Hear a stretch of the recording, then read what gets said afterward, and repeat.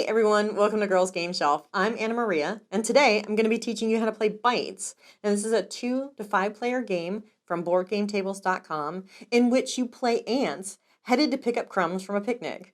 Now, I do love a good picnic, so let's see what kind of goodies we've got.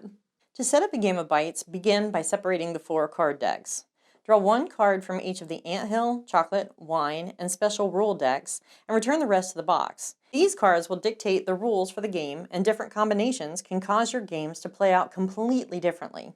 Assemble the anthill, place 1 token of each of the 5 main food types next to the anthill, and make a trail of food from the anthill, winding across the table any which way you want, as long as there is only 1 pathway with no branches.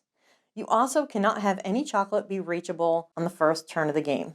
There are 5 types of food in the game that match the colors of the ants: purple for grapes, red for apples, brown for bread, yellow for cheese, and green for peppers. There's also chocolate and white wine, so obviously we've come to the right place.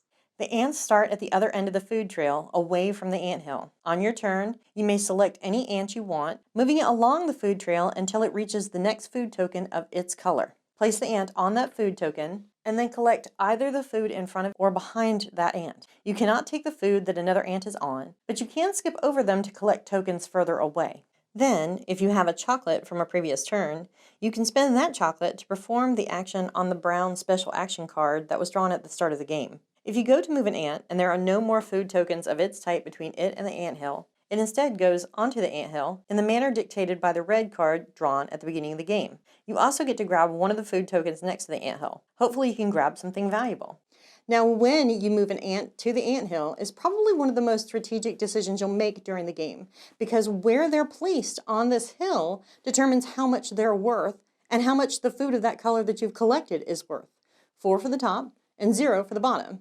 The bulk of your score each game will come from the placement of the ants, as the only other way to score points is based off the wine tokens, which vary from game to game, based on the white wine card drawn at the start of the game. Add up your points and see if you brought the colony the most bountiful picnic harvest. So that's Bites, a set collection game with a lot of variety. You won't know what you're playing exactly until you get into setup, so your strategy is going to swing from game to game. You can also combine 2 sets to play double Bites. Thanks for joining us for this how-to. If you enjoyed the video, hit like below and don't forget to subscribe. I'll catch you next time. Bye.